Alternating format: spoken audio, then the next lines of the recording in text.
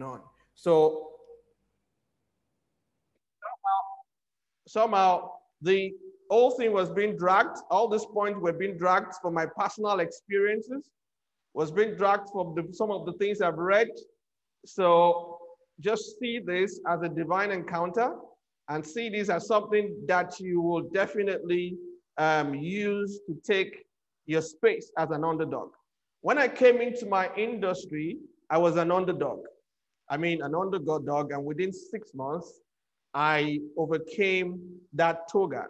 And then thank God that Emmanuel has taken us through all the different synonyms of underdogs and then the definition of underdogs. So I won't go into that to bars.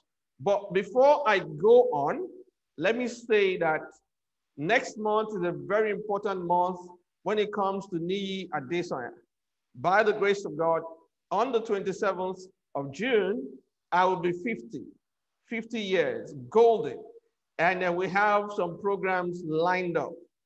And then the first program, and then just watch out, probably tonight or tomorrow, we will be unveiling the logo, the official logo for the best day. We'll be unveiling that. You know, when I say official logo, people will think I know so much about branding. You will think that this guy has studied so much about branding. No, I don't even know how to spell branding. But one thing about me, once I see it, I create it. Once I see it, I throw it out. And then people think that he's a guru when it comes to branding. No, I will teach all that. I will explain all that to us so that we can understand what I'm talking about. But on Friday, the 25th of June, we will be having a colloquium where it's going to be for pastors. Many of you know me as somebody who cut his teeth from the pastoral ministry. No matter what I do in the corporate world, my primary constituency or constituent is still the church, is still pastors. So we'll be having that on Friday, 25th. We'll be having the pastors think tank for pastors colloquium, and then we've been so blessed and so privileged that Mike Cannon has decided to give us the keynote address for that day. And then on that day, we'll be having Reverend Laurel Idahosa, an American that married a Nigerian that lived in Nigeria for a while. She pastored church in Nigeria and then in America. So she will be with us also as a panelist. And also we have Andrew Bauer, my friend in Canada. He pastors a church in Canada. And also my friend Lekon Adegunwa from Preston. And also we'll have Sam Okodwa from Manchester. Now, these guys are the people who do ministry outside the country. And what are we talking about? Cultural intelligence and agility. Cultural intelligence and agility. And then luckily for us, the man who will be taking us on the keynote address, I mean, he's going to be an honorary diocesan. I've not really studied, but he's the first Black man that will occupy that position since 9 AD, according to 9 AD. I mean, after death or the Jesus, I don't even know. But that means he has something to say if he's occupying that position. That means he's very, very intelligent when it comes to cultural intelligence and agility. So that will be on Friday. You don't want to miss that. 7 p.m. on Friday here. We'll be discussing that. So if you have pastors, let them know when the invitation comes out, let them know and let them plan to be there. It's going to be mind-blowing. And guess what? Guess who will be moderating that colloquium on that day? Although I've not told him, but he doesn't have a choice. Emmanuel Ifeanyi Onoha will be moderating it. And then he also pastors a church in South Africa. If you notice, my friend in Nigeria, there is no Nigerian pastor there. It's deliberate. We don't understand. What we're talking about is global culture. How do you penetrate into other people's culture and be intelligent? So we'll be having this on Friday. And then on Saturday, 6 p.m. on Saturday, we'll be having the business think tank colloquium. This is where we'll talk about how to sustain your business for 50 to 100 years. And many of you will agree with me that that has always been my passion. I'm not given to all this, what's it called? I'm not given to all this make money now, make money now, make money now. I am not a fan of prosperity. I'm a fan of posterity. I want your wealth to last from generation to generation to generation to generation. So we'll be talking about sustainability in business. What do we need to do to be able to build a business that will last 50 to 100 years? That has been my vision for the business think tank. And guess what? Dr. Christopher Collade will be giving the keynote address Saturday evening. And then we'll have Professor Partitomi on the panel. We'll have Samson Davids. Samson was with us last week. He will be on the panel also. And then we will have Ali Baba. Ali Baba will be on the panel also on that Saturday. And then the fourth person, we're still working on the person. As soon as we get his consent, we will be able to announce it. But I'm working on Godi Ibru, Dr. Godi Ibru, because I want it to be a blend between the young and the old. Dr. Godi Ibru has a chamber that he started 52 years ago. So if it's 52 years ago, he must have one or two things to say about that. So then on Saturday, 11 p.m., we will have what I call a prayer meeting. That is where I will bring in some of my mentors, my fathers that I consider as fathers and big brothers in the ministry, and they will pray together, and they will pray from the 26th and going into the 27th, which would be exactly where I clock 50. So we're still working on them to get their consent. We cannot announce their names right now until we get their consent. So we'll have that on Saturday going into Sunday, and you don't want to miss that. That is where I will be prayed for. So Sunday afternoon, every other one will be virtual. Sunday afternoon, we'll now have a worship party. I don't want to have a normal party. I want to have a worship party. And what are we doing at the worship party is the theme is thanking Jesus for the cross. Thanking Jesus for the cross. It's all about salvation. It's all about celebrating my salvation, my being pulled out of a particular religion into Christianity. And then I want to share my story, and I want people to come around and worship God with me. And that's going to be the other two programs that I mentioned earlier are going to be virtual. They're going to be virtual, but this particular one is going to be both virtual and physical. So we'll be gathering at a particular hall, one of the best hall, if not the best hall right now in Lagos or on the mainland in Lagos. We'll be gathering there. And then we'll have Mercy Chinwo come in to sing and worship God with us. We'll have Pastor Kulia Ajayi of Redeemed Christian Center also be there with us. We'll have Victor Atenega, Reverend Victor Atenega from Benin. Dr. Victor Atenega was the worship leader for Archbishop Benson Idahosa when he was alive. He was the one leading the worship and everything. So he'll be there also. We'll have Bolaji Big B to take us on the praise session and then good time together. And then we'll also have Tokwe Alabi. We'll also have Tokwe Alabi on board to take us on the trail. Now you can see how that will look like, and it's going to be one of the best moments of my life and of your life. Let me say this before we get to that point. On that day, attention, 90% of the attention will be on God, not on Nia this one. So you will see how probably a worship party looks like. So watch out for our invite and get ready to boogie down with us, worship God with us, and then learn so much from that. We will unveil the logo probably tonight, or you just watch out for many, anytime we will do that. So let's go back to the topic of tonight. Topic for tonight, interesting, taking the market as an underdog. Taking the market as an underdog. Emmanuel has really done so well about The underdog, he has given us synonyms, he has defined it, so I don't need to go back there. But let me just tell you the things to note, the things to note going forward. You must note some things, you must be aware of some things if you really, really want to do this very well. I was an underdog. I'm going to be sharing the story with you, case study on Guaranteed Trust, who was also an underdog.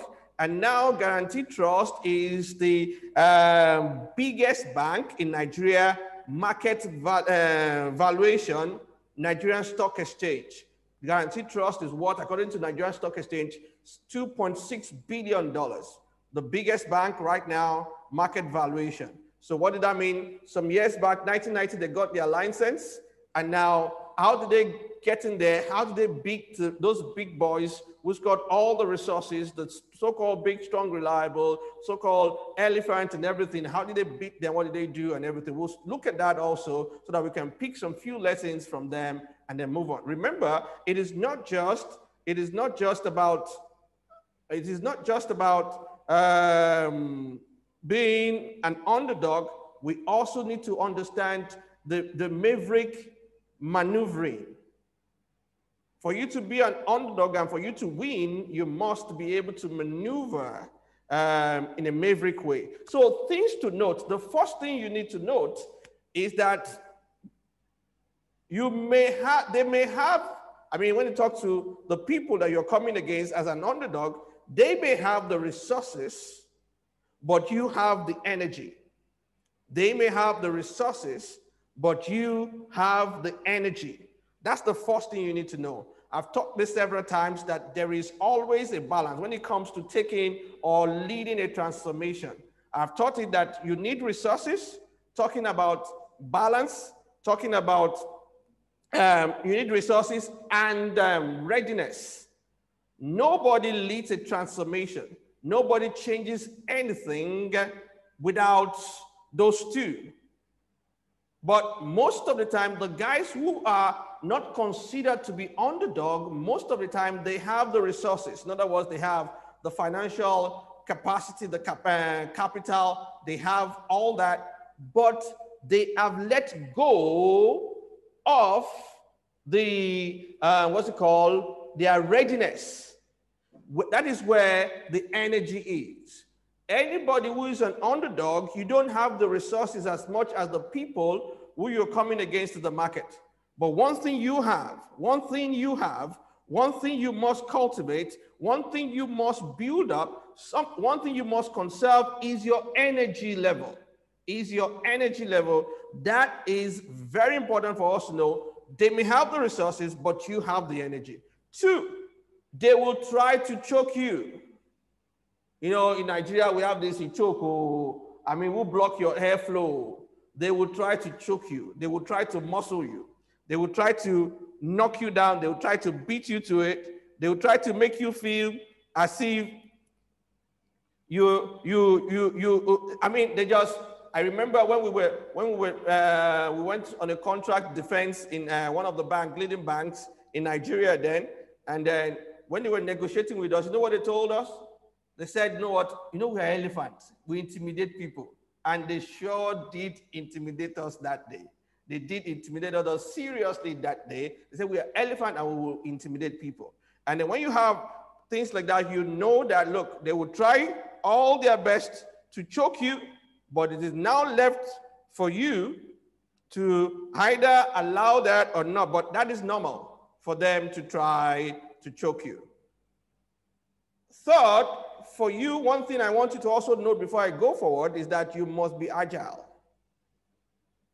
You must be agile. Remember, you don't have the resources, so you must be fluid. You must just be very tenacious. We'll talk more about that. You must be tenacious. You must be rugged. You must be ready to do the dirty job.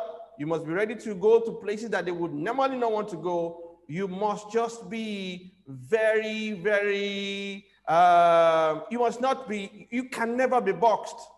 You can never be boxed. We'll explain more about that. And then the next thing, that not all underdogs are studied. You know, Emmanuel said a lot, the synonyms of underdogs, the outcast, the not to be reckoned with and everything. Those are the ones that were not successful. That is why we don't hear, and then we have a lot of underdogs who did not become successful, and because they did not become successful, we don't have a story to tell. But nobody is leading in business right now who at the point in time was not an underdog. Whether General Electric, whether Apple, whether, what's it called, Facebook, all of them were underdogs. But the reason why we will study them is because they became successful. They became successful. Very important for us to note that. Also, notice that all new entry into any market are underdogs. Once you venture into a new market, no matter who you are, no matter the resources you are, no matter the your war chest, no matter the money you have, you automatically become an underdog. And not just that, if you're not top 10, I had to increase it to top 10. In your industry, you are, I mean, top 10% in your industry, you are an underdog. I mean, a serious one for that matter. You are an underdog. So put that at the back of your mind as we move on. Actually, let me change that from 10% to actually 1%. 1% of your industry. That puts you in the place of being an underdog. So the seventh point that I want you to note here is when you are up against someone with a little or more advantages than you have, makes you an underdog.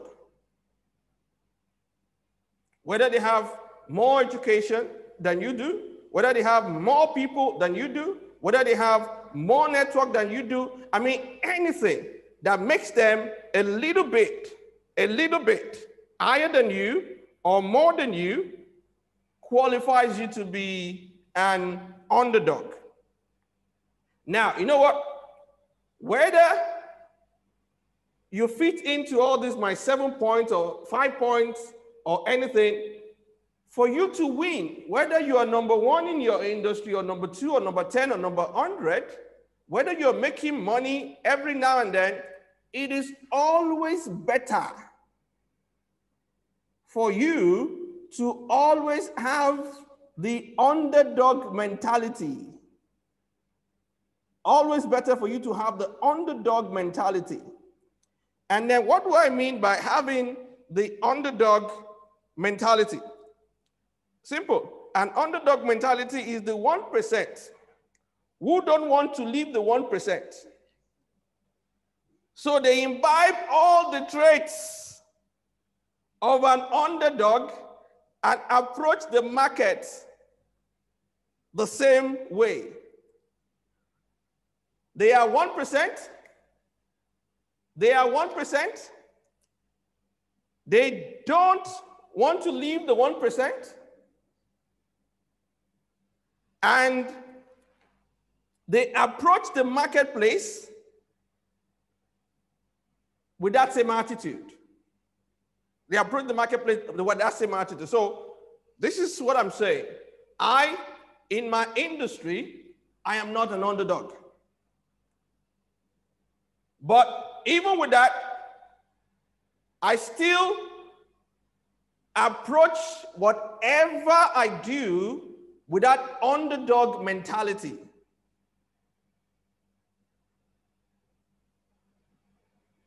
I still approach, you need to change the slide, guys. I still approach everything I do with the underdog mentality. So whether you're winning or you're not winning, whether you're there or not there, the best thing for you to do is to have that mentality, that mindset. You must just have it. And it's good that we do as we move forward. Now, you will notice that in the last few months, especially when this pandemic started, my result in my industry or whatever I do in the coaching industry in Nigeria blew the roof. I mean, tore the roof. My numbers were crazy. I mean, my numbers were crazy. I mean, crazily crazy.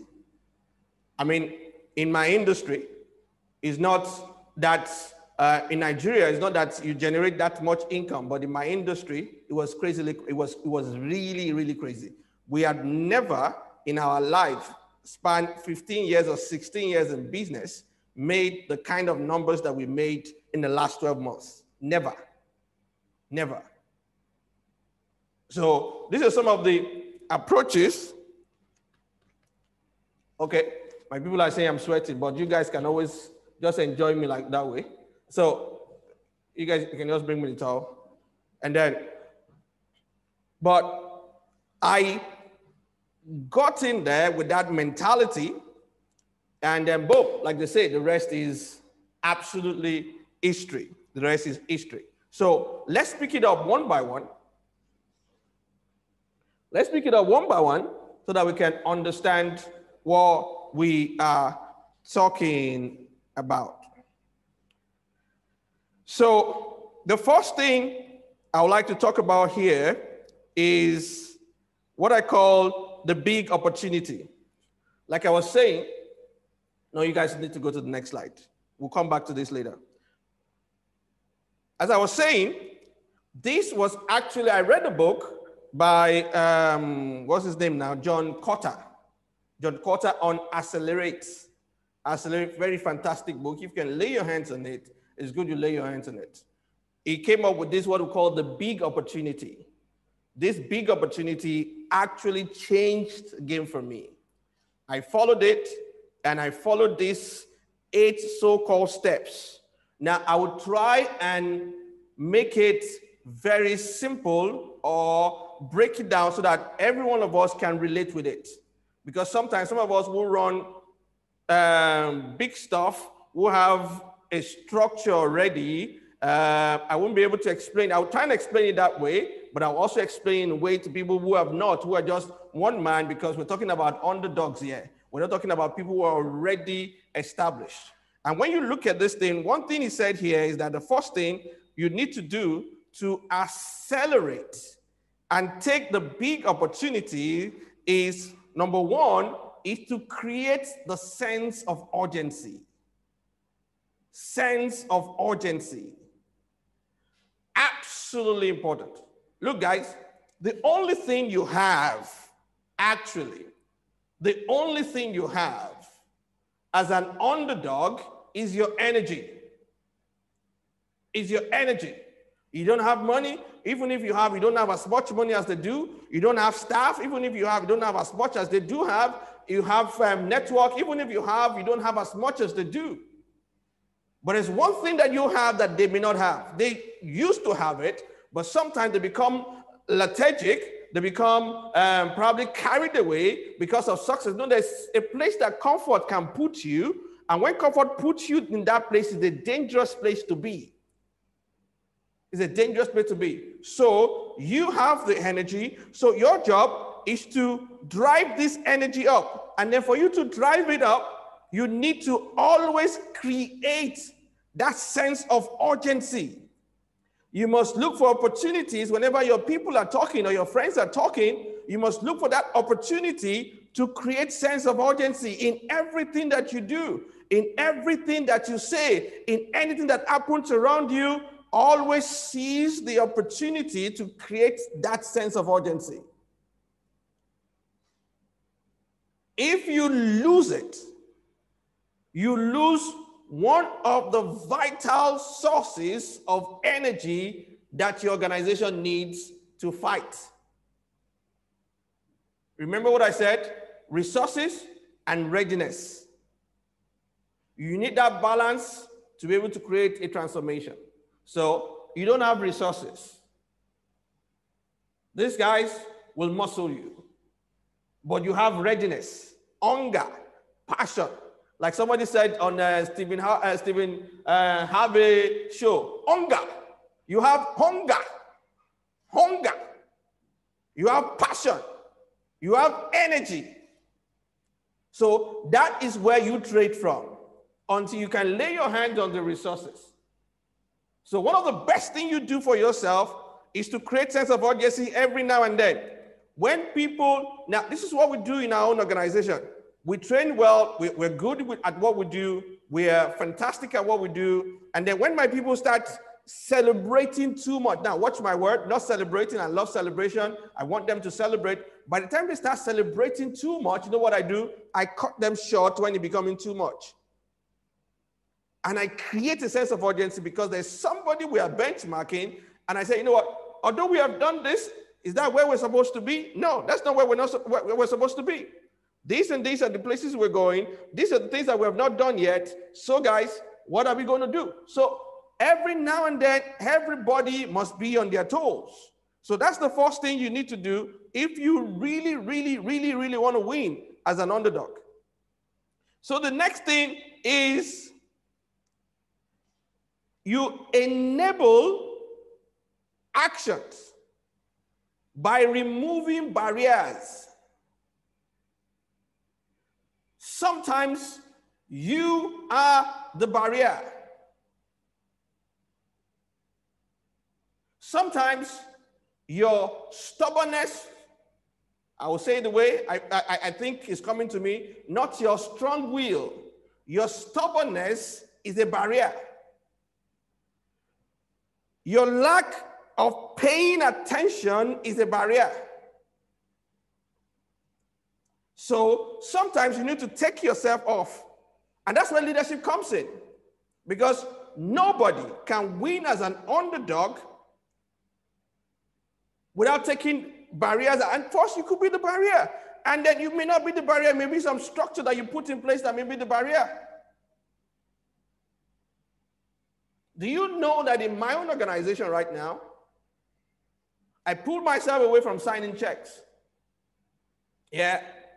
In other words, money can go out without me even attending to anything. Anywhere I am in the world, I don't need to sign any check. I don't need to do anything. So we'll get to talk about that. Even right now, we have a new chief operating officer in our own organization. Why did we promote to chief operating officer? So that she can do more. And guess what? We had to hire a technical assistant for our chief operating officer. We'll talk more about that. Now, more or less, Niyi Adesoya is nowhere to be found when it comes to the structure of fifth gear. He's just a showman. He's just there to appear, attract this, attract that. That's all it is. I have removed myself. If possible, I am a barrier because I could be sometimes, I could be very stubborn. So remove all barriers. And I'm not talking about people right now. Sometimes there is a process of doing things. That's why you need to check your business plan. That is if we follow it anyways. Check your business plan. Are there barriers to you moving quickly? Check your SOP, standard operations procedure. Are there things that are causing you to lose ground? Because you know what? It is too early. The reason why, guess what, guys? The reason why you're going to beat the Goliath as an underdog is because they are full of bureaucracy. They take time before they respond.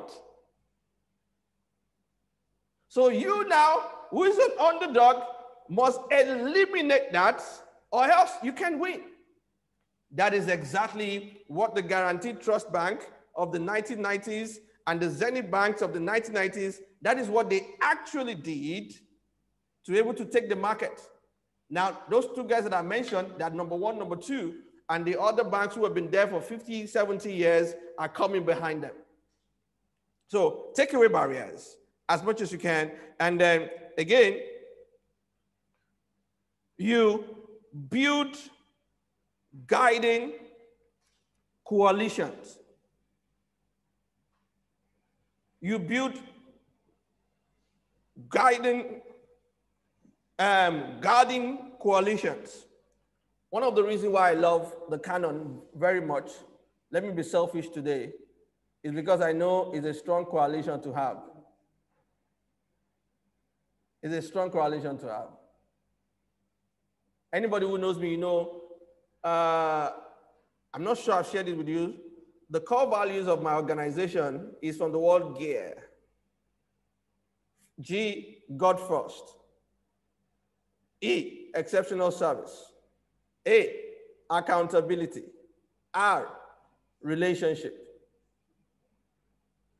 Sorry, it's gear plus. Fifth gear plus is gear and P. Then you have the fifth one that is professionalism.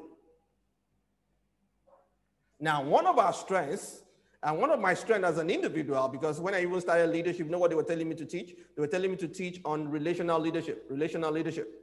One of my strengths, and I say that to the heavens anytime, one of my strengths is relationship. Because guys, show me anybody who disrupted the market alone. Nobody. It's always in partnership. Whether Mark Zuckerberg, whether Amazon, whether, what's it called? Microsoft, whether anybody, is a coalition. And guess what? I think I've taught this once or twice also. Those guys had backups. Amazon has crazy backup. His parent gave him good money. So if you don't have that privilege of having a rich parent back you up, then you need to learn how to build strong guiding coalitions. Microsoft, Bill Gates, at the backing of his mom. The mom, a director in a bank, his paternal grandfather, a chairman of a bank, his dad, a successful lawyer. They spoke on his behalf to IBM, for IBM to do business with them. Guys, what are you talking about here? So you're an underdog, you need strong coalitions. When I ventured into the speaking industry, I moved from pastoring into the speaking industry. 2005. I mean, I broke the barriers in 6 months. Unprecedented. Unprecedented. I was supposed to be underdog, but when I appeared on the scene, I was no more an underdog. How can you call somebody an underdog, although you've never heard about me before? How can you call me an underdog and I'm on the pages of 3 national newspapers on the same day? I am not an underdog at that point. What happened? I was privileged to have strong coalitions. Azubike Sikwena, Simon Kolawole, Femi Adesina. These were leading newspaper editors that sat down with me for 2 weeks trying to figure out what they can sell. Trying to figure out what do we sell to the public. And then when they found what to sell, they went and then boom. And then before you know what's happening, like they say, the rest is history. The rest is history. I broke the barrier. I came in there and shook the ground. Now, by Tuesday, those of us who are in Lagos, you start seeing some miracles happen. Would I call that miracle? You start seeing some things, some daring things happen. You should look out for something on Ozumba and Baduwe, and look out for something on Maryland, in Lagos, mainland and island. You'll see a mighty billboard that probably will have my face on it, advertising something. What am I trying to do? I'm trying to announce people who have not even seen me before. This guy who is near this one, go and check him up, go and check him out, go and punch him and everything. You know what happened? Coalitions. We paid for some, we didn't pay for one. My strong coalition said, I can give you my Maryland, what's it called? Billboard. I'll borrow you for 2 weeks. Now you can see the underdog right now, because so many people don't even know me. I'm going to come as an underdog, so to say, but because I have strong coalitions, I'm going to beat anybody to the game. That's why we advise people right now, if you're an underdog, who are you connecting with? Where is your network? Who are the people that are supporting you? Check out those guys. Amazon, Jeff Bezos, they have strong coalitions.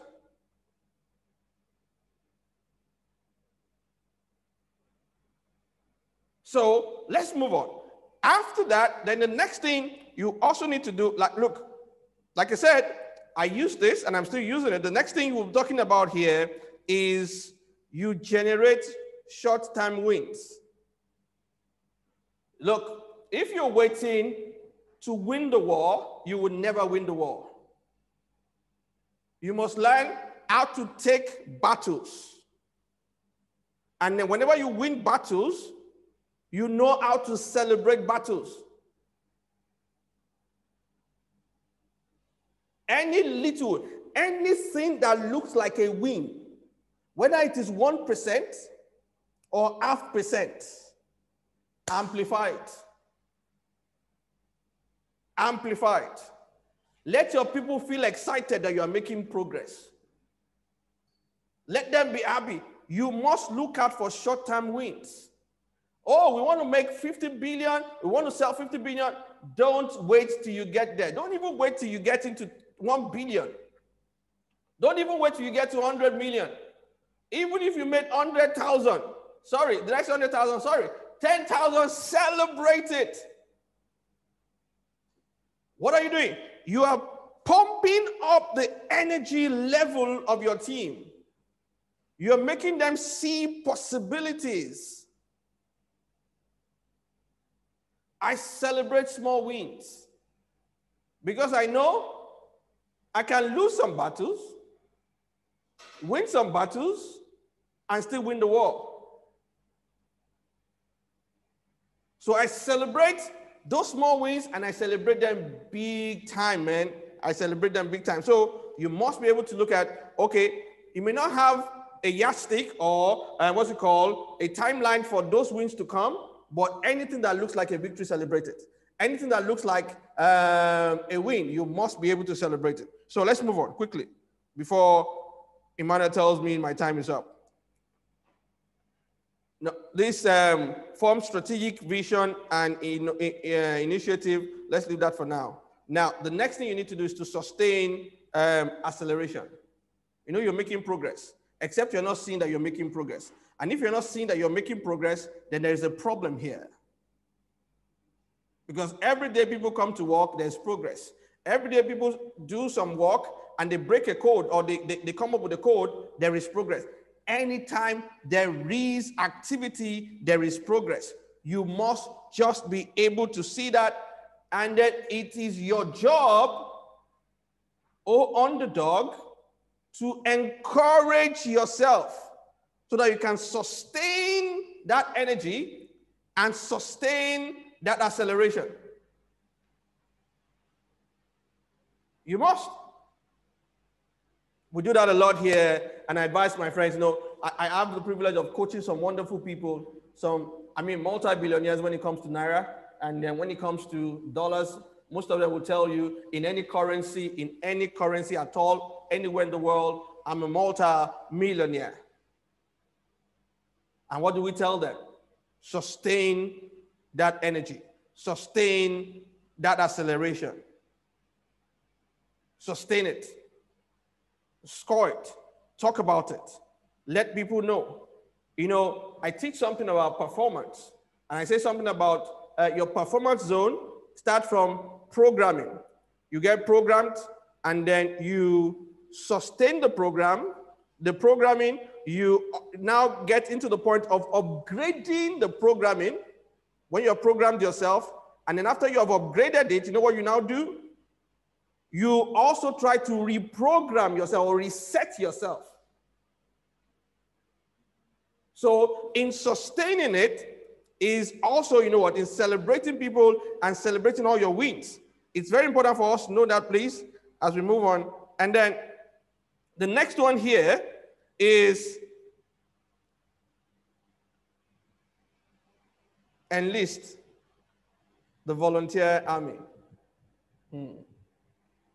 Enlist volunteer armies. Join a community. Let them know what you're doing. Join a network. Let them know what you're doing. You never know how many wins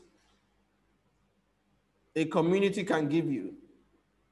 You never can fathom how many opportunities a family can give you. We call them support systems. Support systems. Enlist them. Look, when I started my sojourn in this business or whatever it is, whether in the speaking business, I used to do speaking. Now I don't like speaking again. I don't like speaking. It doesn't bring in so much money. Like consulting, I love consulting. Yeah, speaking doesn't bring in so much money. Consulting is the real deal. Consulting is where you sit down with people in their strategy session and then you talk. I mean, you just sit down there and you are exchanging ideas. And then before you know something, when you live there, it's much more fulfilling, both mentally, financially, and spiritually than just talking to 2,000 people. At the end of the day, they give you something. But that one is, consulting is better. And then, you know, when I started this speaking business, I knew two things. Two people that I needed to enlist as my army. Number one, the media. Number two, the students. That was my strategy. I need the students to get crazy about me. Once they get crazy about me, and I have my links in the media, I'm good. So what did we do? We embarked on a tour to all the universities as much as our pockets can take us. And it's so crazy that those days, because I'm the only one who will fly, my team will go by bus, come by bus, and then go back as far as Bayelsa, Delsu, and all those things. I will fly because I have to speak. I don't have to be tired. They will go by bus. But we're enlisting those people. You know what?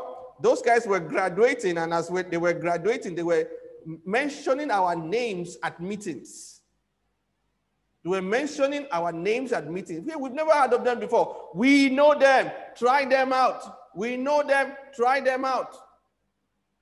And also, my coalition in the media.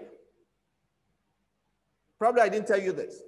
One of the things that we did is that all the interviews we had in the national dailies, we cut it out, we photocopied it,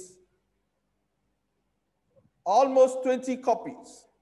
So all our proposals had those interviews as part of the proposal. All our proposals had the picture that I took in 2006 with Professor Pat on my right and Dr. Sam Adeyemi on my left.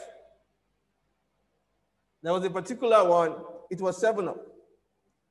The guys, my very good friends, senior friends then, contested everything we wrote. Contested everything we wrote on that proposal. Page 1, you people, you can't do it.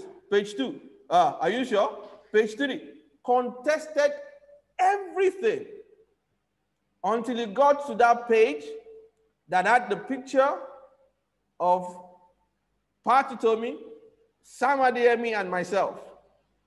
And guess who gave us the idea? It was the journalist. He told me, sit in the middle. Then they put those two guys there and they took our picture and put it on page 3 punch. When the man got to that page, he went back to page 1 and started believing everything from page 1.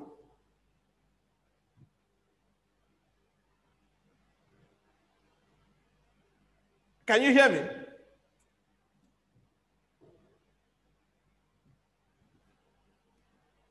If you can hear me, can I just say a thumbs up? Thumbs up. Yeah, okay, good, correct. Thank you, Tosin.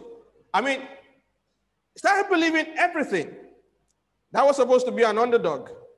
And guess what? Guess what they told me? Guess what they told me before I got the job? Before I got the job, you know what they told me? Said, the guy who was doing this job before is an American. It's because he's not in the country. That's why we're calling you.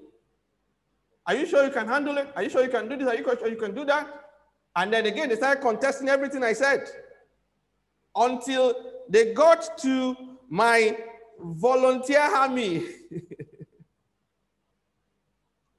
They got there and boom, they had no choice but to give me the job.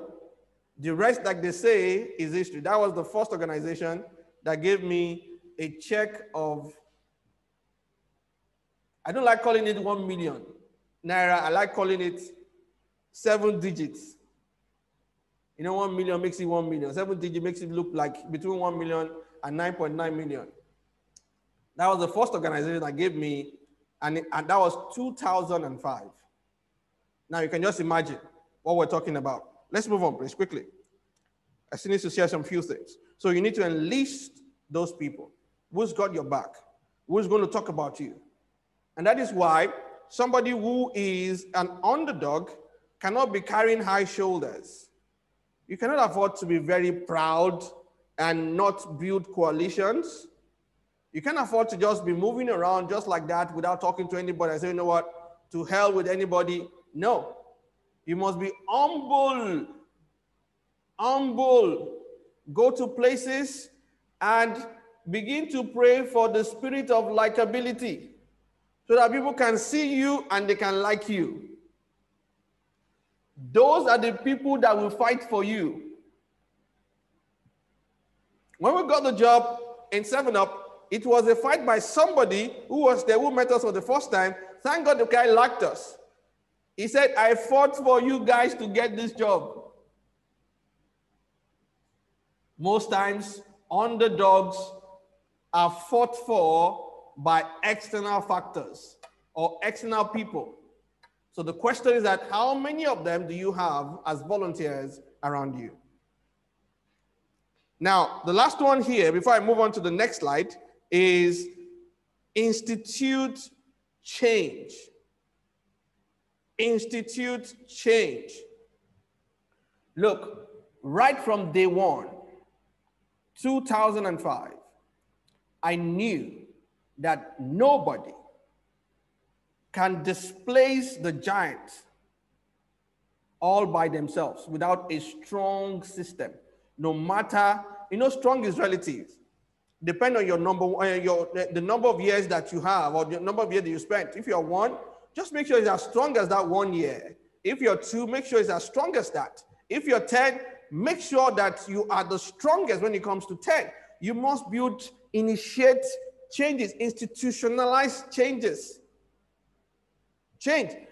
Build this so strong right from day one. I was trying to figure this out, that I have more or less, or we have more or less in our organization spent close to between 1 million and 4 million naira every month in sustaining our operations, overhead, and strengthening our internal structure.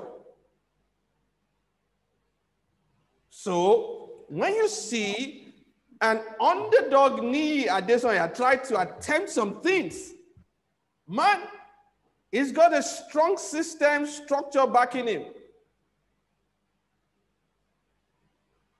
We have institutionalized it. I just told you here that we have employed a technical assistant for our COO. Who does that?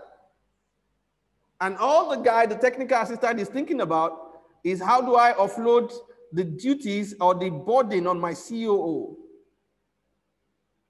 I didn't even see the guy until he resumed. That is the first time in the history of my organization that I will not see somebody, I will not interview somebody before he joins the organization. Everything was done by the CEO. They've given him his appointment letter until I saw it. And I did it deliberately because I want the guy to know that your job here is not to me. Your job here is to this system, is to this structure called the Chief Operations. So I get crazy. I get fluid. I get agile. I get to do some things that you will not even imagine that I can do. Why? I've got a backup. I've got a strong support system. From day one, when I was an underdog, I couldn't pay those guys those days. But I loved them. We loved ourselves to the point that we said we will conquer the world together. There was a serious bond. You know, I tell people this, there are two ways you transact. There's something called trade by barter, and there's something called trade by bonding. Trade by barter is that you have resources to trade. You have money, you give it to them, they give you their time. But now, you don't have money to trade, but you have a vision, you have love, you have a very soft heart, you have a very accommodating heart and everything. I don't have money to pay you guys, but you can see my heart, you can see who I am, you can see where I'm going, and even the way I communicate my vision is so compelling. So based on that, we bond together, and then guess what? All those guys, they are doing very well in their various fields, doing absolutely tremendously in their various fields, but at the snap of my fingers, at one call, they move. They move.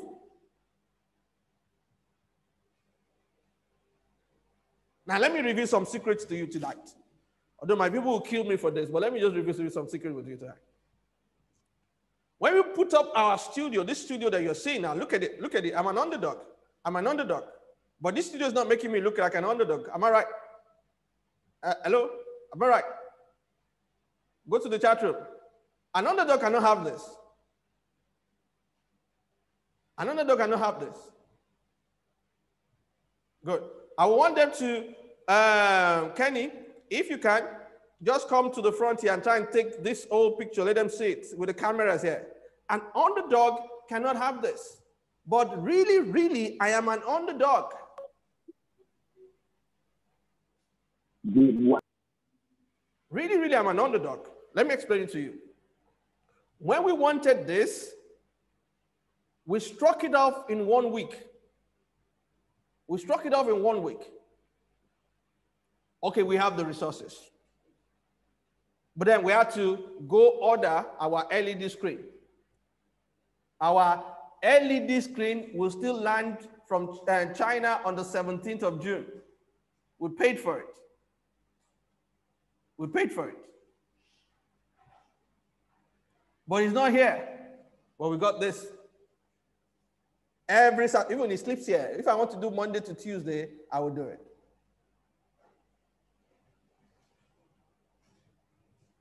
And not just that, they will still show you the screen here, the cameras and everything. And we've not even bought our cameras. We have ordered for our cameras. They are coming in. Everything paid for. But the sense of urgency is too much for us to deal with, that we have to quickly do something about it. So what did we do? We activated our army. We activated our army, our volunteer army. And boom, boom, boom, boom, boom. Before you know what's happening, within 5 days, we are set to go. Even when all the things that we ordered were still coming in. So I was supposed to be an underdog. But guys, I am not an underdog because my volunteer army showed up for me. Showed up for me. David was an underdog against Goliath. But David as an underdog against Goliath was nothing if Saul did not give him the opportunity to go against Goliath. If Saul didn't give him an opportunity to go against Goliath, he can never get it done. So let's move on. You know, I was saying something about being reputophobic, or sorry, being a maverick. You also need that because to win, you must understand, you must have that understanding that wins. Now, I've talked about what you need to do externally. Now, let me begin to talk about what you need to do as an underdog internally. Because actually, it is from the inside out that you win. It is from the inside out. So the first thing you need to take care of as an underdog who will win is that you must have the mentality of a catalyst. You must be a catalyst. And when we talk about now about being a catalyst, guys, when we talk about, you guys need to go to the slide before this. Yeah. When we talk about being a catalyst, not this one, yeah, this one.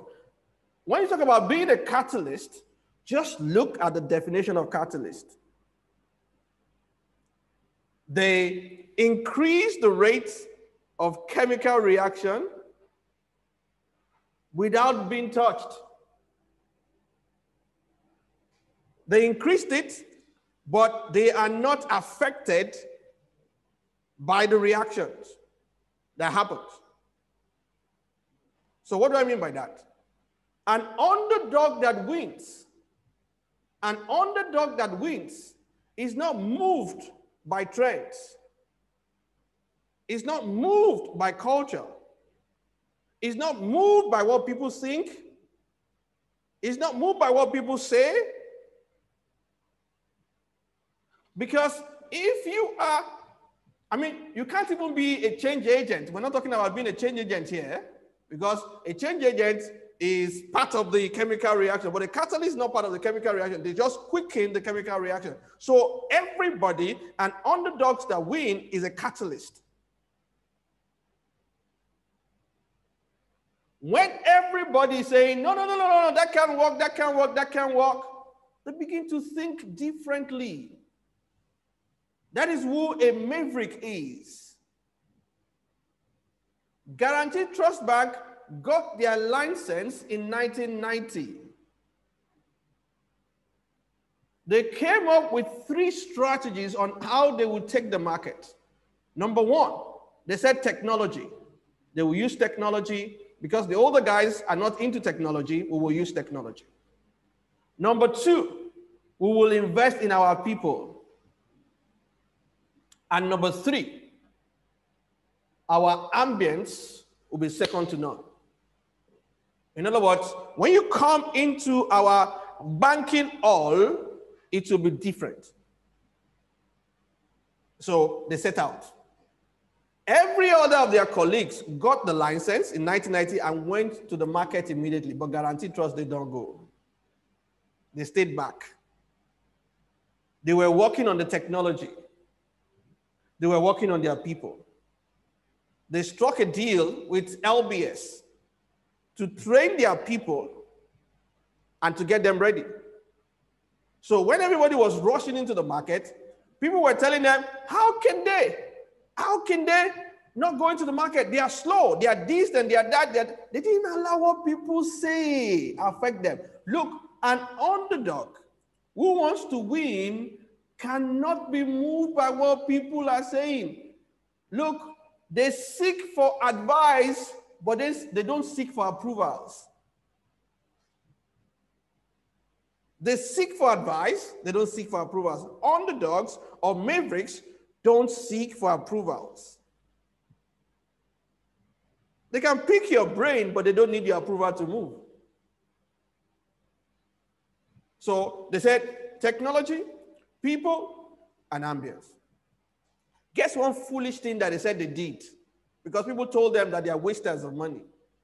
Their market shareholders fund then in 1990 was about 22 million naira.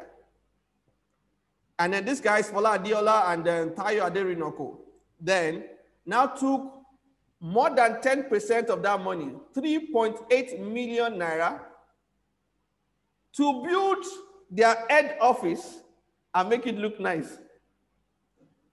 Who does that? You spending over 10% of your shareholders' fund, investing it on ambience. Now, like they say, we can't blame them. We can't even question it right now because right now, they're the best bank, according to Nigerian Stock Exchange. So what are those things that you have conceived? You have sought advice, you know that you're on the right track, but situations, circumstances, people are telling you otherwise. They're trying to convince you or confuse you and everything. Look, underdogs who get confused or convinced to move out of their track don't win eventually. Don't win eventually. Do you know how many people told me that this thing you're doing is against the branding rules? This thing you're doing is not going to work. I said, I've heard. But after some I come to meet and say, you can see this thing is working. You know, my new logo, I came up with it. A guy designed it for me. I knew what I wanted. I wanted a situation where the A and the N and A can be together somehow. And the guy worked it out for me was he from Dubai or South Africa? And I loved it. And people were telling me, you must have a particular color. What is your color? I said, I don't want color. I can't be limited by color. Then you must have color. I said, no, I don't have to have color. It says it's against branding rule. I said, who told you I'm following branding rules? I'm not following any branding rules. That is what I want. That is the way I feel it. That is what should be there. And we don't have any color. It can be white, it can be red, it can be purple, it can be anything. It depends on the usage. No particular color. We trademarked it, but no particular color. People will say, oh, speaking does not sell. Speaking does not sell. Nobody will pay money to come to speaking and everything. And you know what? They were trying to help us crack this online thing for our Speakers Academy online. We're still on it. We're still working so hard on it. But while they were working on it, I was just looking at it that this thing that they're trying to sell online can be sold offline. No? So when they got into some serious argument back and forth, I just said, let me have it. So they gave it to me. I said, you guys can continue with your meeting, but let me sell this one offline. And then, hold up, I went to the market. Boom. Before I could say, Jack Robinson, before I could say, top of my fingers, 8 people registered. And then you need to scan that thing to know the amount that we're talking about here. It's not the 500,000 naira program. 8 people registered like that, boom. Now, I am someone that listens to professionals. But know that also I am a spirit being. I am sensitive. I am sensitive to my internal workings. I'm sensitive to my intuitions. I'm sensitive to some higher forces that lives within me. That once they give me a glimpse of what it is, I don't bloody care about brand. I don't bloody care about professional theories. I move out. And the only way I could do that is because no apologies at all. No apologies at all to anybody. No apologies at all to anything. I just move out. I get things done. Why? Because I am a catalyst. I am not touched by the culture. I'm not touched by the wranglings. I'm not touched by who feels this or who feels that. I don't seek for approvals. I don't seek for approvals. An underdog who wins doesn't seek for approvals. An underdog who wins doesn't seek for approvals. So the next one there is talking about being a maverick. Mavericks, just like an underdog, they have an open mind. They break the rules. They just want to break the rules. They enjoy breaking the rules. They love it. They love it. And guess what? Mavericks get things done. Maverick gets more pay than the one who is gentle. People who question the status quo, They get more paid. They get more tips. So I got some definition of mavericks here. A person who does not behave or think like everyone else, but who has independent, unusual opinions. Independent, unusual opinions. You can see that in Guaranteed Trust Bank. You can see that when it even comes to what's it called? Netflix. The guy with the Netflix actually started Netflix because he went to borrow from Blockbusters, and then when he was returning the movie, they told him he would pay some because he returned it late. They told him he would pay some extra amount. So he started thinking, why should I? Why must I? Don't they understand this? And then boom, before you know what's happening, Netflix came on, and then right now, Netflix and Blockbusters are nowhere to be found. They think differently. An independent-minded person, a person who thinks and acts in an independent way, often behaving differently from the expected or the usual way. That is Cambridge. Now, look at it. Look at this. Look at it. This one is nice. A person who shows independence of thought and action, especially by refusing to adhere to policies of a group to which he or she belongs.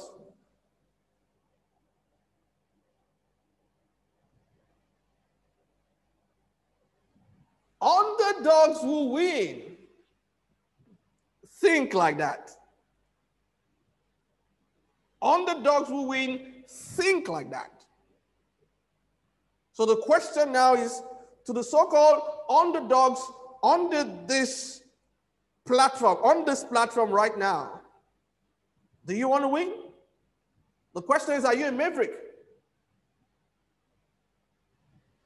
You want to toe the line? You want to follow the path? You want to queue up? You will never win. We will never hear about you. So you can't afford to queue up.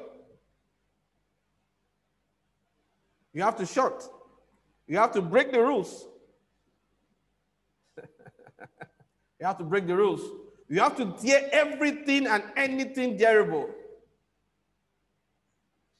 You know, when we're talking about putting on the billboards, my guys were telling me, but sir, we already have 10 people.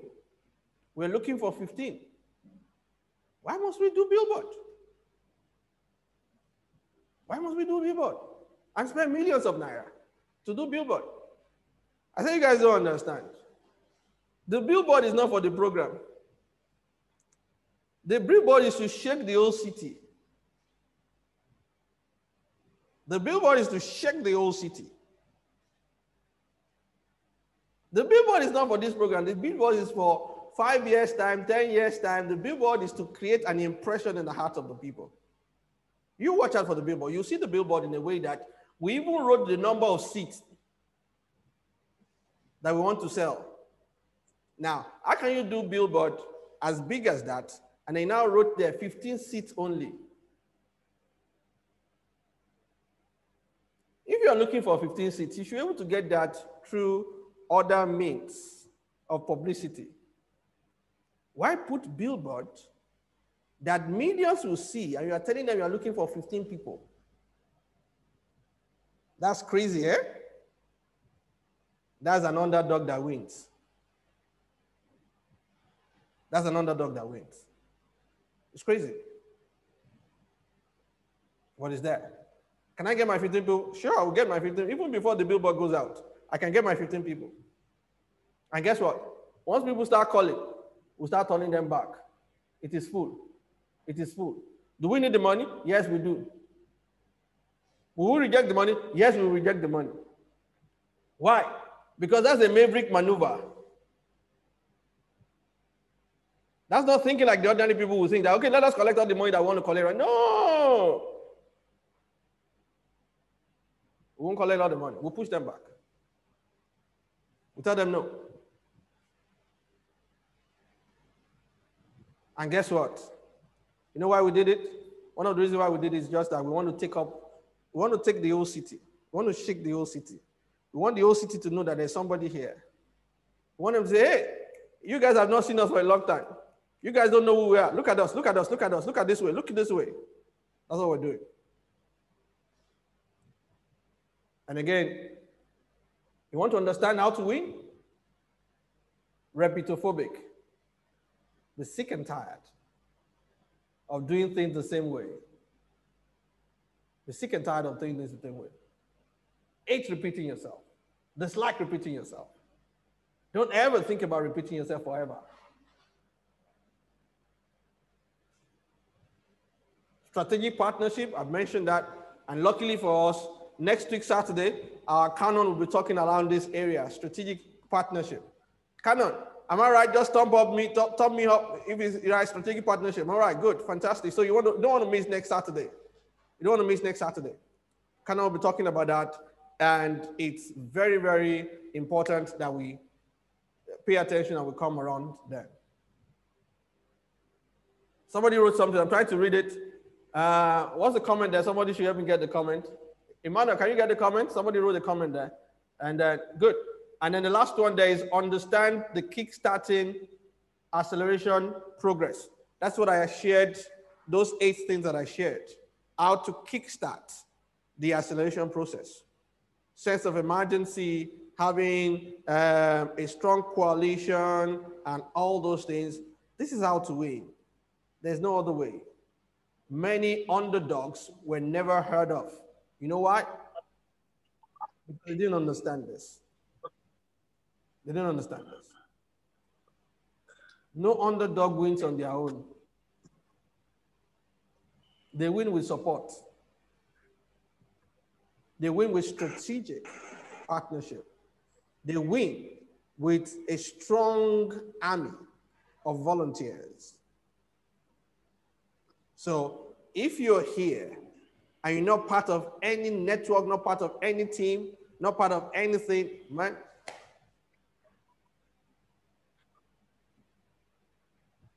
you will not go too far.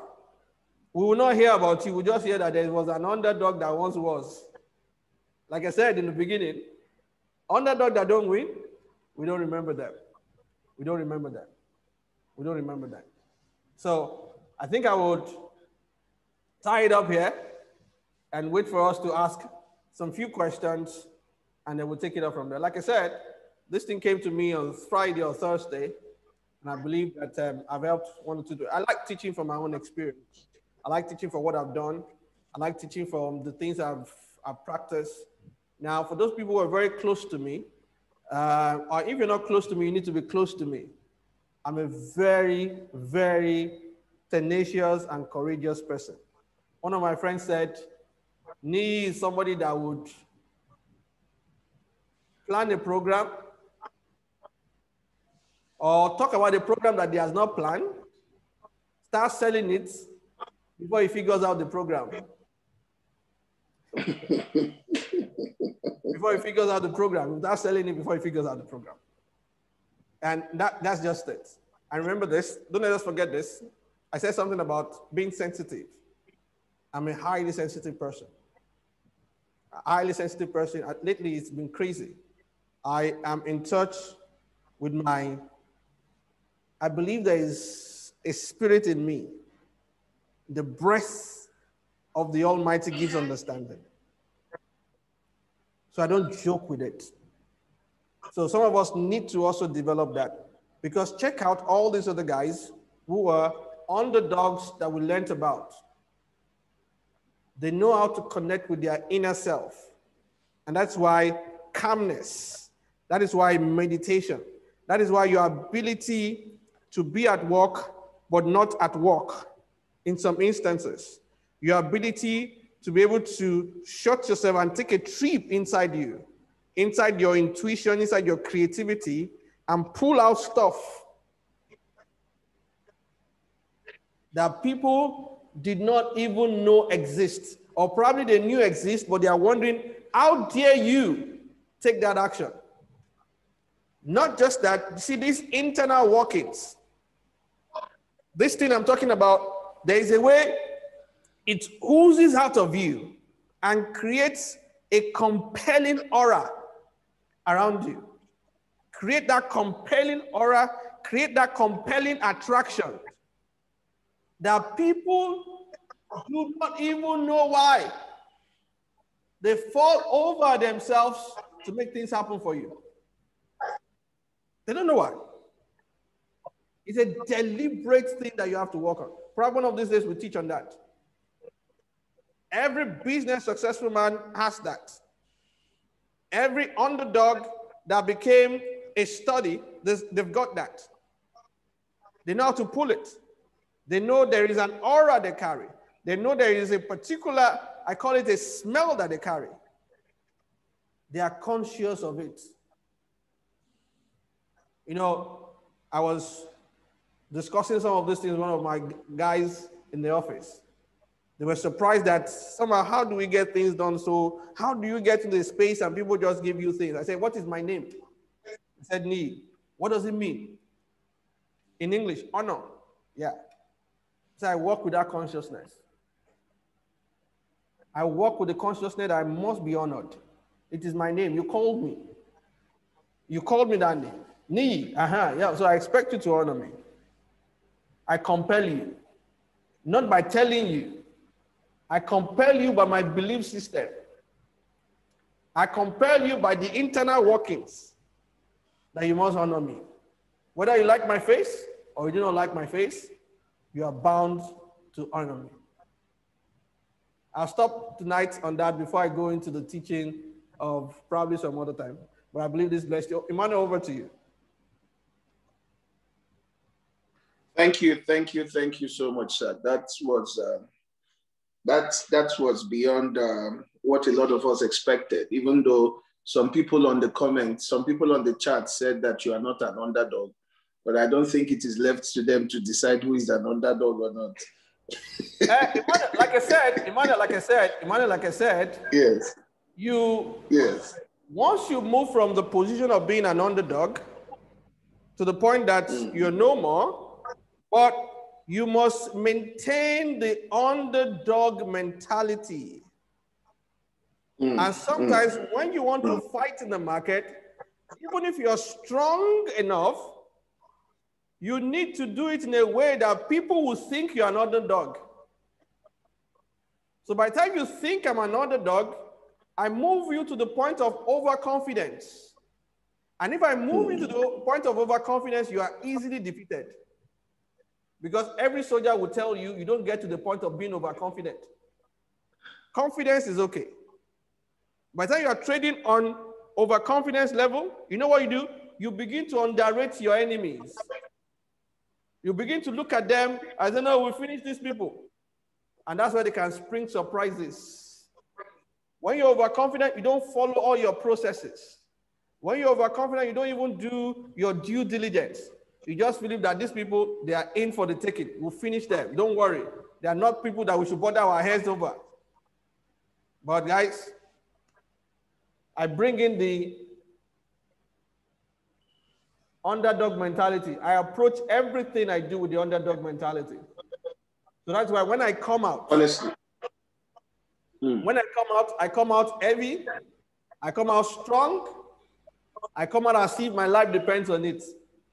And really, my life depends on it.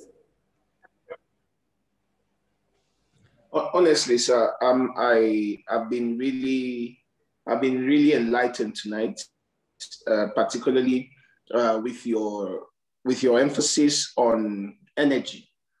Although they might have resources, you have energy with your emphasis on controlling your environment.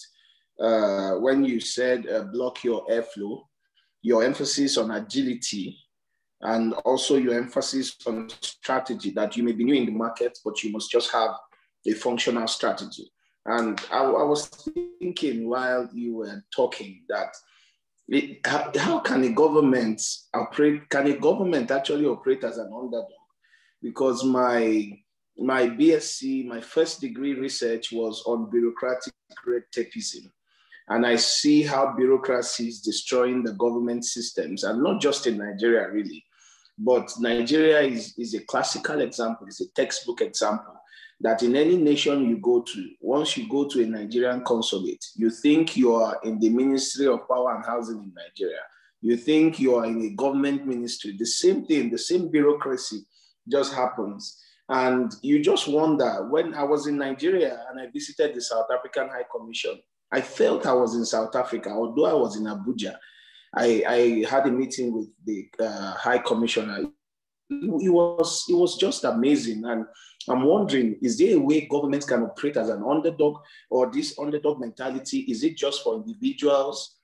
Can a corporate entity operate as an underdog? And how for if your corporate organization was not operating as an underdog, do you need like a massive restructuring to have an underdog mentality? Because I'm also looking at it from an organizational perspective. Is it something that only a CEO can implement? Can a company also implement it? Well, you know, whether a country or company or everything, there are bureaucracies. Once one bureaucracy sets it, it moves you from the point of being an underdog to being somebody who has achieved, because you didn't start from that. You didn't start that way. You got to that point of comfort, and then you begin to put structures, you begin to put procedures. The file must get to this person before it gets to this person, before it gets to that person, before it gets to that person. And most of the time, if you do not work on it quickly, I mean quickly, before you know what's happening, you become a dinosaur, you become a museum. That's what happens to those old companies. That's why you see four of them start reinventing. And most times when you want to get things done, you try to create committees. You have to create task forces. In government, you see they say, we want to create this task force, we want to create that task force, we want to create this, we want to create that. What are they trying to do? They're trying to give task force some special privileges to bypass some bureaucracy. Because they know that we can't change this bureaucracy. These people is a cultural thing. This thing has eaten so deep. If we try to walk through them, it's not going to get us anywhere. So let us come up with task force. Let us come up with what you call committees, empower them by law. That's why you see special courts. You see tribunals, and they have to go to the National Assembly to come up with a law that will back them so that they can expedite some cases. Because if you have to go through the normal process, it will not work. So that is how governments kind of utilize that. Even in corporate organizations sometimes, especially when you're not the CEO, even when you're the CEO, you can't sack people almost immediately. You know that it's going to rock the boat and you don't want to rock the boat. What you quickly do is to set up some few, committees and task forces, and they make them work on the project, but they will still have to carry the guys who run the bureaucracy along, but they will have made so much progress before they come there. And I guess that's why in government, especially in Nigeria, you see them have commissioners and they have special advisors. Commissioner walk through the ministries, and most of the time the special advisor work directly with the governor, with the president, and then they are supposed to be able to expedite things quickly. There's something about culture. Once the culture of anywhere, your organization or your country is so strong, like they say, culture will always eat strategy for breakfast. So what you want to do quickly is to work on culture as much as you can. That's why I always tell it to people that as a CEO or as a president or anybody that you are, the first thing you want to do is to deal head on with the culture, but you must be strong. Because the way you want to deal with culture, you don't deal with it with common sense, because it's entrenched, it is traditional, it is localized. It will finish you if you don't go by it with it based on some strategy that you must have come up with. If you come head to head along with it, the system will vomit you. So you must know how to marry both. But most of the time, you want to get things done, get it done the normal way. You have to get it done through some special committees, some advisors, some task forces, and then move on quickly. But definitely, you must work on culture, whether in your organization or what's it called in government. My job as the CEO is to work on the culture of of my organization. I work on it. I talk about it. I'm sensitive to it. I'm watching it every day. I'm guiding it with all my heart. I'm making sure nothing happens to it. I am fighting for it. I am rewarding for it. I am dancing for it. I mean, everything I do is culture, strategy, networking, culture, strategy, networking, to the point that I don't even know what is happening even in the organization again most of the time. You see a lot of proposals being sent, reports being sent. I don't even know. That is why we are empowering our CEO to be able to do more. So she needs to work on the operations while I work on, I deal with culture. Because I know, look, my organization is affected by the culture in the society, whether I like it or not, because I'm going to employ from the society. Of Their course. thinking has been affected by the society. So if I'm employing from the society, that means when they come to me, I must work on them. I must watch them. I must be sensitive to the way they react to things. I must be sensitive to the way they talk. I must be sensitive to everything, because there's a way we talk in our own organization. You hardly see people argue. You hardly see people fight. You hardly see people use some vulgar words. You can never. It is a deliberate thing. You don't say we don't have money. You say we don't have the budget for it. No budget for it. It is deliberate. It's deliberate. We don't have budget for it. It's not budgeted for. Yeah. And then there's something about us right now that one of my boys here, one of my guys here always tell me. Whenever I bounce any idea off him, you know what he tells me? Sir, before I listen to you, sir, is it big? If I say it's not big, then he says it's not near this one. I don't want to listen. So one way or the other, he has been able to create to me a mentality and a culture that if it's not big, it's not near this one. If it's small, that's not us. So whenever he's talking with me, he's talking big. Whatever you want to do, it has to be big. You can't just go and not shake that market. That has become our culture right now. We fight for it, we go for it. So if it's not big, we're not attempting it. It must shake us. We must shake them, it must shake us. And again, your culture are also your core values. We hold our core values dear. Let me give you a good example. Although they've not opened Dubai for us to go, but luckily for us, they've not opened, so we're moving the date to September. So for those of you who want to join us, you can still join us. We're moving the date to September. But this is it. Every time we want to move, the business people are ready. The pastors, most of the participants that are coming for the pastors' meeting, few people on the business are coming from UK. Most people from the pastors, over 60% of the participants for pastors are coming from Europe. And then Dubai and UK are on the red list. So they can't even fly down to Dubai to come and meet us. So my people were saying, let us go with the business. I said, no. Thank God the business has not opened doors. They don't open doors. But I told them, we can't go. It is against our core value. Because our number one core value is that God comes first. So if the pastors are not ready to go, they will move everything to align with when the pastors will be ready. Stupid, ain't it? Sounds stupid, yeah, very stupid. It doesn't make business sense. Because you have over 35 people that have already paid to go to Dubai based on business, and you have 2 people that are paid to go for pastors while other people are planning to pay, but now you're allowing your core values to guide you. And then see how God works his magic. Both pastors, both business cannot even go. The doors are locked.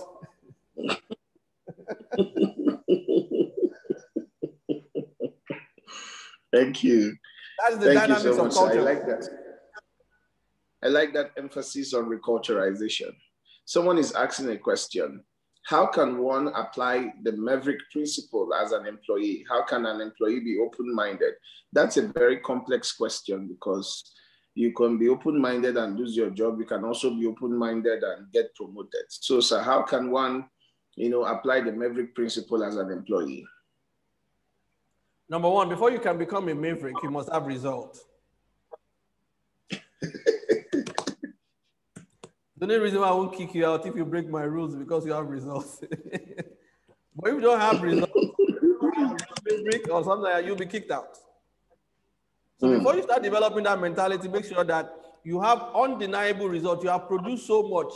It is glaring that if you leave, we will feel you. But if we feel if you leave, we won't miss you. And you are scattering my rules and my regulations, and you are saying you have an open mind or you can do something, you will be kicked out. So first, get results. Get undeniable results. We used to share this in one of our classes. It's not a true story, though. Well, I don't know whether it's a true story or not, but we used to share it about a guy who was taking his friend around in his, he was showing his friend around his office. He was saying, this is the account department, this is this, and this is that, this is that, and this is this. So he opened a particular door and quickly shut it and didn't take his friend into that door.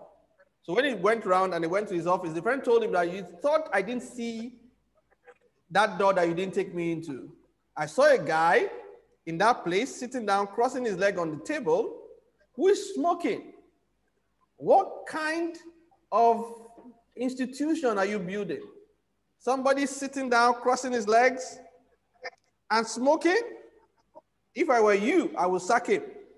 And his friend started giggling and laughing. He said, what you don't know is more than what you know. See that guy in that room? The last time he gave us an idea, he saved us $400 million.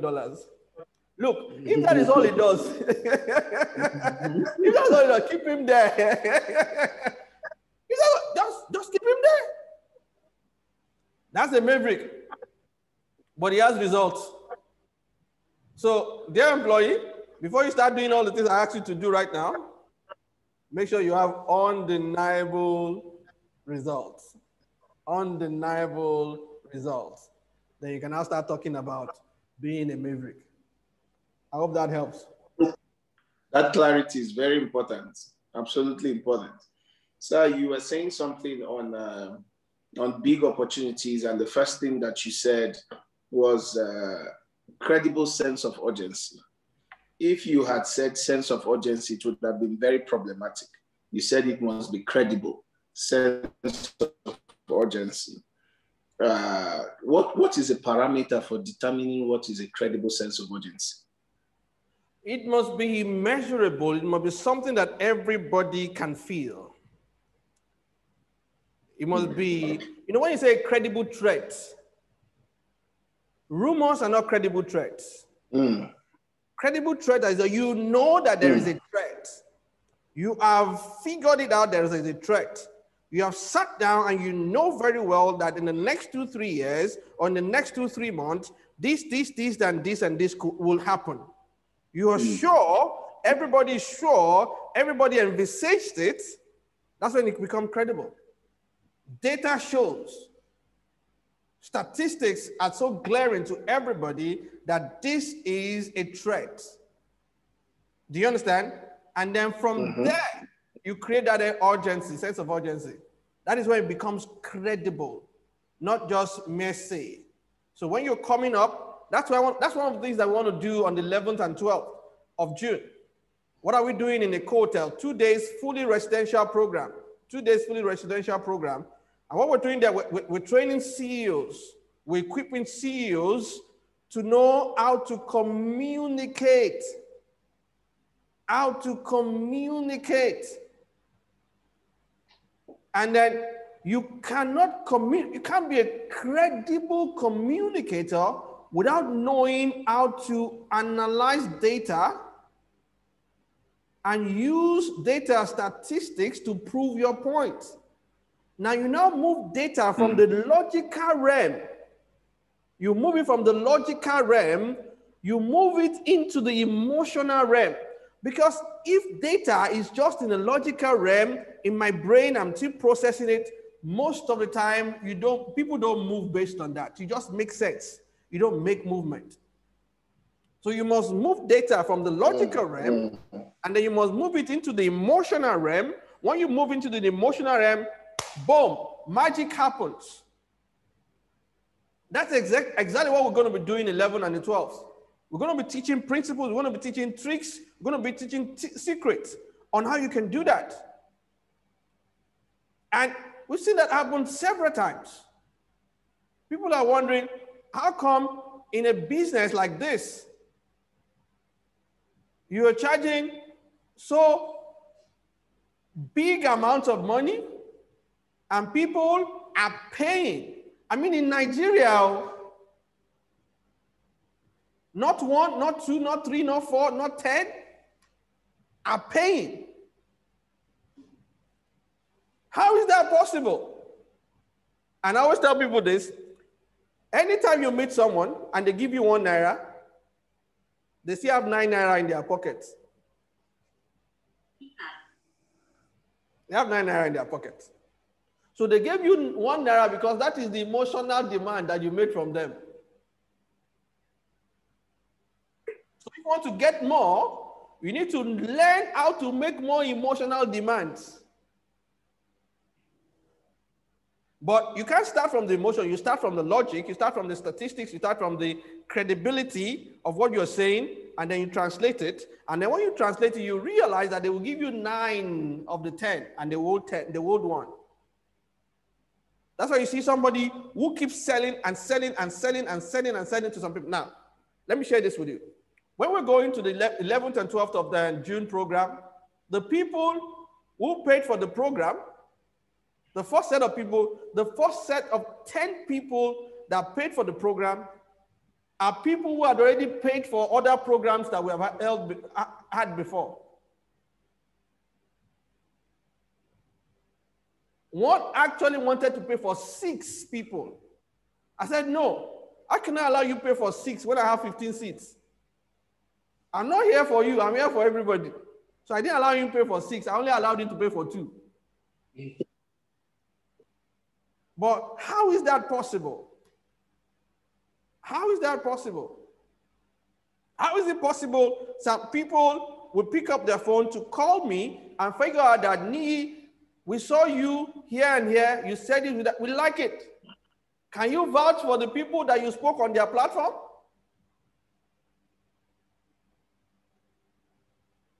Now, they had those people speak on their platform, but they didn't make any move. There's a trick to this thing. There's a way to doing it. Look, show me any underdog that became great, America or anywhere, that became great, outstanding, that doesn't know how to communicate. There will be 1 out of 10 or 1 out of 100. They mount the stage themselves. They talk themselves. They convince you themselves. They sell their products themselves. They go to these pitches themselves. The ones that cannot talk, they have a partner, a co-owner who can talk. One is techie, one is eloquent. One takes it, explains the logic, one transfers it from the logic into the emotions, and then magic happens. So when it comes to credible threat, it has to be logical, it has to have data backing it, and it must be something that everybody can feel, touch, taste, smell. And what's the next one? See.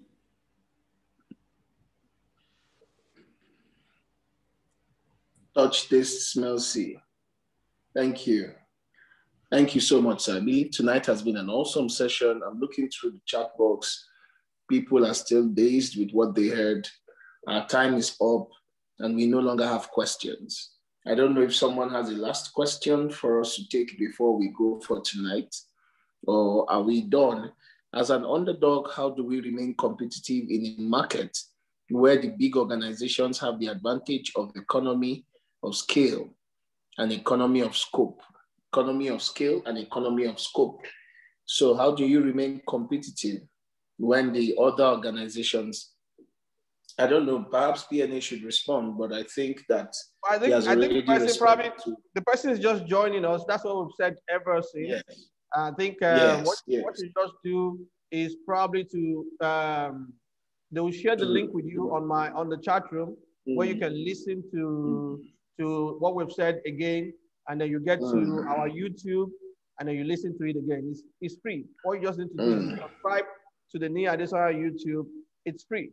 It's free. You can always get it there, listen over again and again. Look, that's why you're an underdog. If you have the economic scale or scope, then you're not an underdog. And we said everybody's an underdog. It depends on where you are. If you're not number one, you are an underdog. Even if you are, if you're not 1%, you're an underdog. If you are 1%, if you are the 10th person in the 1%, going against the number one person in the 1%, you are the 10th person in the 1%, going against the number one person in the 1%, you are still an underdog. So that's what we said over again and over again. You just need to listen to the tape and then know, okay, this is how you go about it. This is what you do and everything. So please listen to the CD, go to the YouTube. They will share the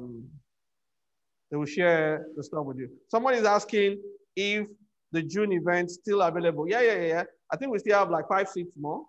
So you can send us your number and then we'll look at it.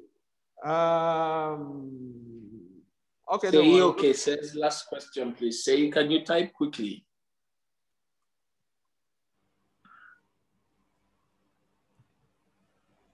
Say, are you there?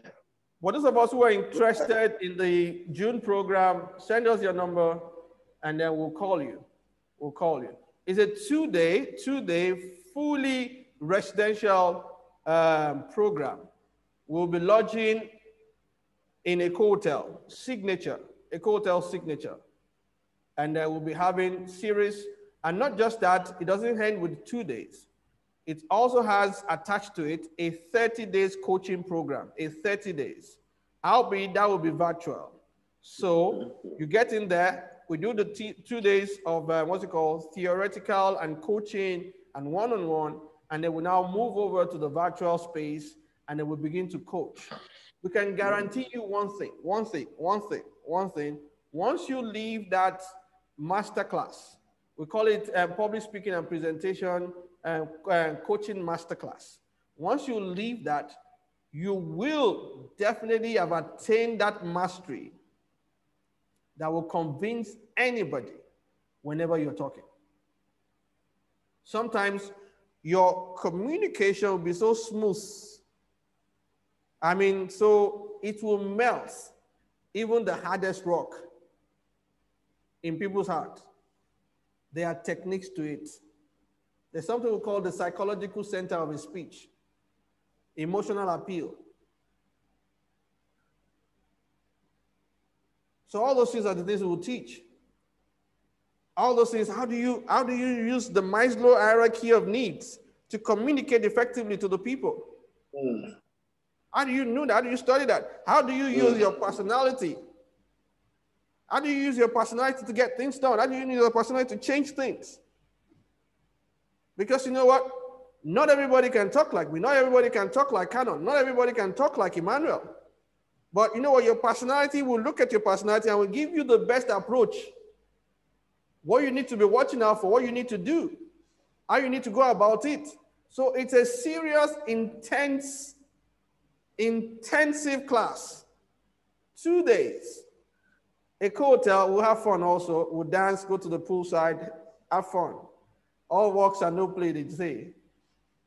Makes me a dull boy. But all play and no work makes Nigeria a good country.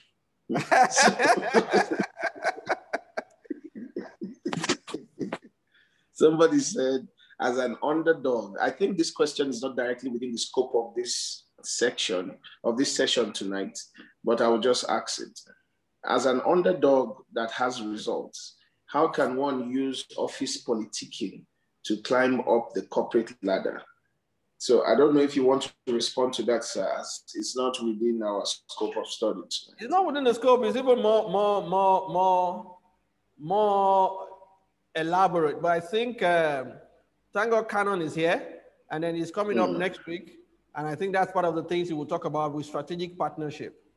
Now, you don't wait till you get result before you start looking for strategic partnership. Because by the time you got result and you don't have strategic partnership, some opportunities will be denied you. That's definitely. You're late.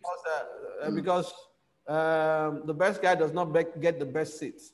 It's the best guy with the best relationship that gets the best seats. So if you're in a place or you're working in a place and then there's a meeting holding somewhere that somebody that you know and knows you is not sitting on that table, you are very endangered. You are very, very endangered.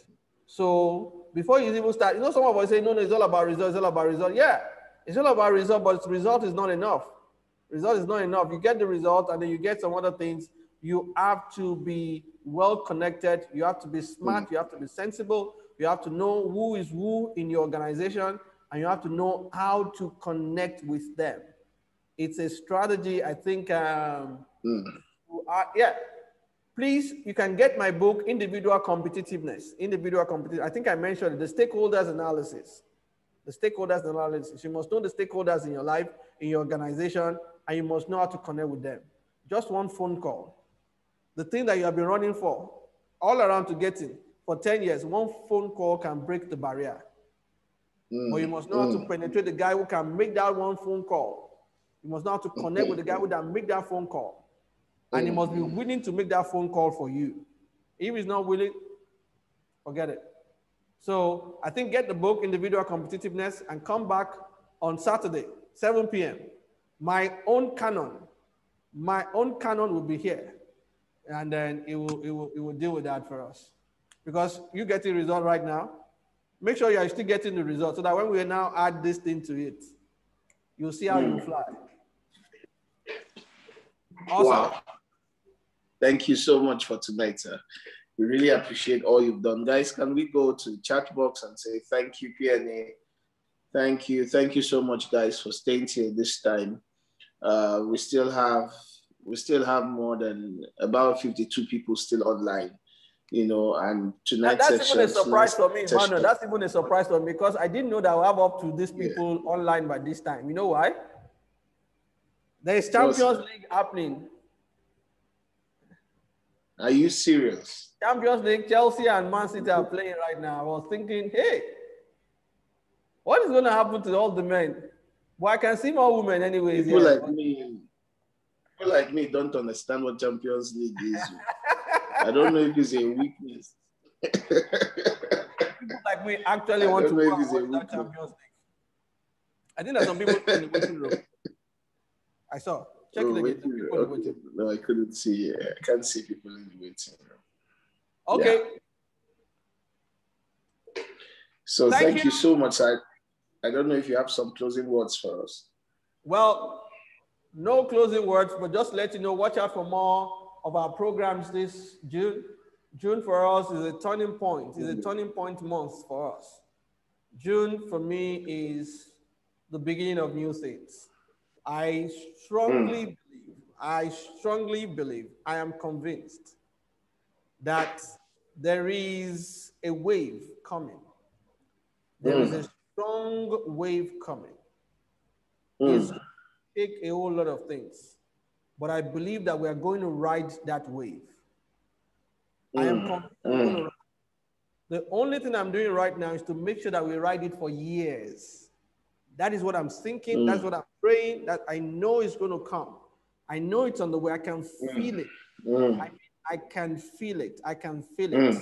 I don't know why. I don't know. But I think God has decided to smile on us. I think God has decided to smile on us. I can feel it. I know it. It's there. It's coming. The only concern I have is that how long will we ride it? So I'm looking forward to riding it for a very, very long time. So that's why, look, guys, I'm not doing this for the sake of publicity or anything. If you have to ensure that you connect with the brand new Adesanya, please do. This is a time like never before that you have to be close to whatever we throw out. All our colloquium, please try as much as possible to be there. Now, if you notice what we do here, if you notice what we do here, you realize that we are not just about monetizing this, monetizing that. We're not just about organizing program and then inviting you to come and pay for one program or the other. No, we're not about that. We are all about dishing out quality information. Quality information. Information that you need to make your business, your personal life stable and progressing. So that is what we are about when it comes to this internet of a thing, when it comes to Zoom meeting, when it comes to online meetings. And look, why are we doing this? Because we know something is coming. That even what you monetize online cannot even withstand it. It cannot even withstand it. It can't. So when you look at the program that we have announced, especially the program surrounding my 50th birthday, then you know that we are not joking. We know we have seen something. So if you have seen something and you want to tag along with us, this is the time to join our Telegram, for you to join everything, our community. And my people in the community we're still dragging on the price. They want it to be a particular amount. I wanted it to be a lesser amount. So we're still going back and forth on that. But guys, this is the time for you to do everything within your power to make sure that you stay with the brand near this one. One thing about the brand near this one is that it doesn't fly alone. I don't fly alone. I don't move alone. I carry as many people that spread their wings. And it's going to happen. It's a new phase. It's a new season. Now, this is prophetic right now. It's a new season. It's a new wave. I can see it. I can feel it.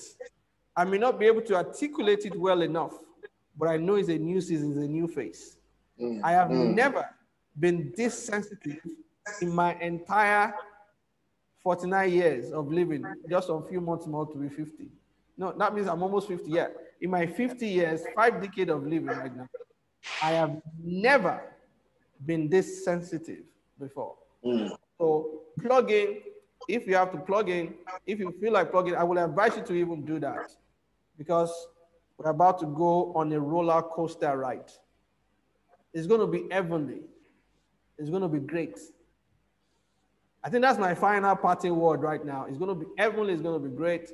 Watch out for all our programs. Next week, we have My Canon coming up. And then on the 12th, very likely we'll be talking about our health and how it works for us. Because most of the time you see people who sleep and they don't wake up and wonder what happened. Sometimes it could be issues with their heart. Some people, these days, people dance right now and they get stuck while dancing.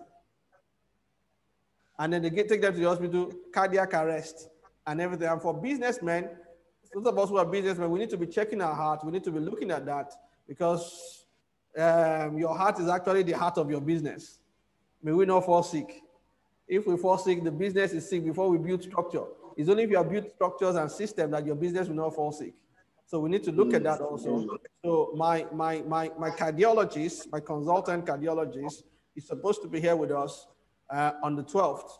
He's the one that checks my heart. Don't worry, I don't have a problem with my heart, but I am so sensitive also that whenever I feel any pain, he has to come and check it.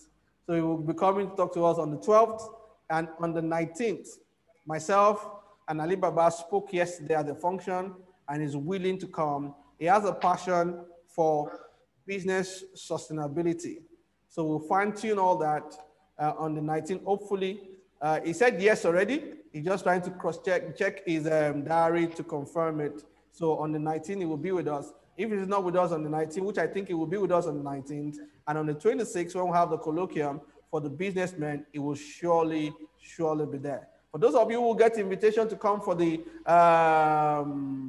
worship party, you know, we ask the people in our community if they will be part of it.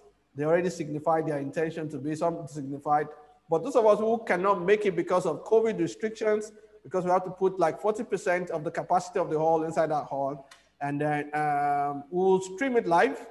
We'll stream it live. That's why you need to connect anywhere you're in the world. We'll stream it live. You see the things that we want to do. It's not just an ordinary party. It's a party that chains will be broken. It's a party, it's a worship party that chains will be broken.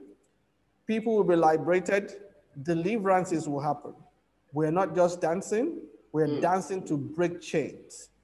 It's unprecedented. What God has shown me concerning that party, it is unprecedented. I'm sure you have never attended a birthday party like that. Look, once it is not big, it is not near this one. Once it is not unique, it is not near this one. So that is the way we go. Right now, that's the way we write. Thank you, guys. Emmanuel, over to you. Thank you. Thank you. Thank you so much. We appreciate your efforts towards making tonight a very loaded session. And we know that our canon will do a great job next week as well. You will so do guys, a greater please job. join the WhatsApp group. Yeah. Please join the WhatsApp group, join the Telegram page, and also join the Thursday meetings on Instagram. You know, just be a part of what God is doing. Something new is happening on the scene, and just be a part of it. Okay? Thank you so much for being here tonight. God bless you. God bless you. Please go on the chat box and just say your thank you as we leave this session for tonight. Thank you, thank you, thank you so much. Have a good night rest. Have a wonderful service tomorrow. Do we have music? Go to church. Abioye, it's good to see you. It's good to see you online. Thank you. I know you have a lot that you're doing. You still join us online. Deji, you didn't call me again. Oh, Deji, please call me. Deji UK, please call me, please. My publisher, my books.